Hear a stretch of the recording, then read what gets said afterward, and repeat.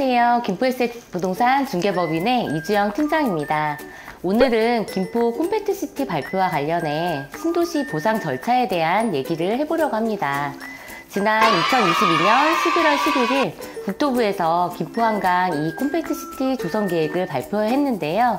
발표한 콤팩트시티는 김포시 마산동, 운양동, 장기동, 양촌읍 일대 면적 731만 제곱미터로 주택 46,000호를 공급하는 내용을 담고 있습니다. 김포 한강 이 콤팩트시티로 지정된 지역은 처음 한강 신도시 지정 때도 논의되어 왔던 곳이었는데 당시 군사보호구역으로 협의가 되지 않아 2기 신도시에서 제외되었던 곳이기도 합니다. 한강 신도시에서 제외되었던 성모리 일대가 이번 콤팩트시티 발표로 20년 만에 원래 계획했던 한강 신도시의 모습을 되찾게 되었네요. 그렇다면 김포 한강 이 콤팩트시티를 조성하는 데 있어 보상 관련 진행 과정은 어떻게 되는지 말씀을 드려볼까 해요. 먼저 신도시 발표를 하면서 공랑 공고를 하게 되는데요. LH가 국토부에 사업 지구 지정을 제안하고 승인이 나면 공익사업을 시행한다는 것을 해당 사업 지구의 토지 소유자 및 불특정 다수에게 알리는 행위를 공랑 공고라고 합니다. 한마디로 대외적으로 신도시가 생긴다고 발표하는 것인데요. 공랑 공고가 나는 날을 기준으로 모든 행위 제한이 걸리게 됩니다.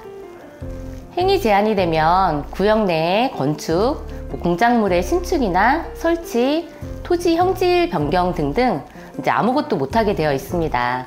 이렇게 행위 제한뿐만 아니라 보상 관련하여 대상자 선정에도 엄청 중요한 기준일이 되기도 하고요. 김포 한강 이 콤팩트시티의 경우 공랑 공고일은 신도시 발표를 한 2022년 11월 11일이 되겠네요. 이렇게 공랑 공고를 통해 신도시 발표를 하고 나면 통상 1년에서 1년 반 내에 지구 지정 고시가 됩니다. 지구 지정은 사업이 확정된다는 것을 의미하는데요. 공랑 공고 후에 환경 영향 평가를 해서 문제가 없는지 확인을 하고 사업을 확정하겠다라고 정하는 것이 지구 지정입니다. 그렇다면 한강 이 콤팩트시티의 경우 지구 지정은 언제쯤 예상할 수 있을까요? 윤석열 정부의 1기 행정 신도시기에 빠른 속도로 진행 예상된다는 점에서 2023년 연말 안으로 지구 지정이 완료될 것으로 보여집니다. 지구 지정이 되면 이제부터 사업이 확정되었으니 토지를 수용할 수 있는 권한이 부여됩니다. 이 권한이 지구 지정이고 사업 시행자인 LH에서는 소유권을 가지고 와야 사업을 할 수 있으니 수용을 위해 토지를 조사하고 물건을 조사하기 시작합니다. 바로 토지 물건 조사의 시작인데요. 크게 토지와 지작물을 조사한다고 볼 수 있습니다. 보상 목적물에 대한 정확한 조사를 위해 현황 조사 및 물건별 개별 조사를 원칙으로 이루어집니다. 내 토지의 보상 가격은 표준지 공시지가를 기준하여 반영되는데 내 토지의 특성을 잘 알아두는 것이 굉장히 중요하다고 할 수 있습니다. 표준지가 내 토지 주위에 어디에 있는지 어떤 걸 적용하는지 알고 있어야 됩니다. 용도 지역과 지목이 같고 주변 환경이 같아야 하고 또 지리적으로 가까워야 하는구나 라는 것을 살펴보고 이것을 연구하여 내 땅에 적용되는 표준지를 알아두어야 합니다. 내 토지만의 장점을 파악하고 있는 것이 매우 중요하며 토지 건물 조사 시에 내 토지에 대해 의견을 써서 제출하고 감정평가사가 평가 내러 왔을 때 이런 의견이 있다는 것을 제시하여야 합니다. 물건 조사는 흔히 지작물 조사라고 하는데 지작물이란 당의 공익사업을 위해 직접적으로 필요로 하지 않는 물건, 한마디로 땅을 밀어야 하는데 걸리적거리는 모든 것을 말합니다. 눈에 보이는 작은 작대기 하나까지도 다 지작물이 되는 건데요. 이런 지작물들은 이전비로 보상이 됩니다. 지작물은 흔히 건물부터 시작이 되는데 이전이 불가능한 건물의 경우 바닥, 지붕, 외벽, 내벽, 창호 등을 보며 재료와 재질, 연식에 따라 평가가 다르기 때문에 평가사가 잘 파악할 수 있도록 제시하는 것이 중요합니다. 이렇게 토지 건물에 대한 조사가 끝나면 보상 계획 공고를 합니다.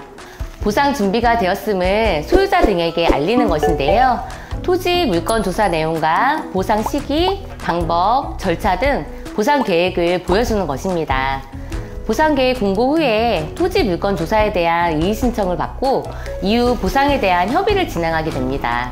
이제 본격적으로 보상액 책정을 위한 실무를 진행하게 되는데 이 과정이 감정평가사를 통한 보상액 산정입니다. 감정평가법인 선정 및 감정평가를 통해 보상액 산정이 진행이 되며 통상적으로 감정평가사는 주민이 뽑은 평가사, 사업시행단 평가사, 경기도지사가 뽑은 평가사 이렇게 3인의 감정평가사가 진행을 하며 감정평가 금액은 산술 평균에서 결정하게 됩니다. 보상액 산정이 끝났다면 사업 시행자는 소유자 등에게 협의계약 체결을 위해 산정된 보상액, 협의기간, 장소, 방법, 구비 서류 등을 기재한 보상에 관한 협의 요청서를 발송하게 됩니다. 산정된 보상금에 대해 이의 없이 협의가 성립이 되면 소유권을 이전하고 보상금을 수령하면 되고요. 만일 손실보상금과 관련하여 금액이 부당하다고 하면 재결을 하게 되는데요. 이를 수용재결이라고 합니다.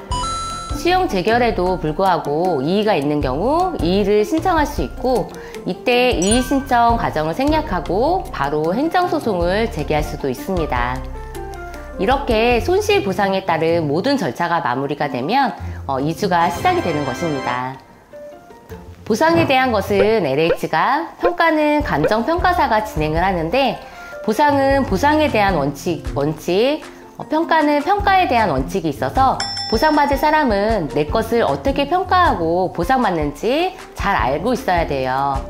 내가 주도권을 가지려면 1차 협의 보상금이 잘 나와야 하는데 사업 시행자가 평가할 때 내가 확실히 준비해 놓고 어필하는 것이 훨씬 더 효과적이고 토지 물건 조사를 할 때 내가 적극적으로 개입을 해야 1차 감정평가에서 높은 가격을 받을 수가 있습니다. 잘 준비해서 1차 평가 금액을 어떻게 받느냐에 따라 2차, 3차, 4차 감정 때 몇 프로 오르더라도 처음 평가 금액에서 같은 비율로 오르기 때문에 금액 차이가 커지게 되는 것입니다. 잘 준비해서 1차 평가 금액을 잘 받는 것이 현명한 길이라 생각이 되네요. 제가 오늘 준비한 내용은 여기까지고요. 다음에 더 좋은 내용으로 또 인사드리도록 하겠습니다. 지금까지 김포SF 부동산 중개법인의 이주영 팀장이었습니다.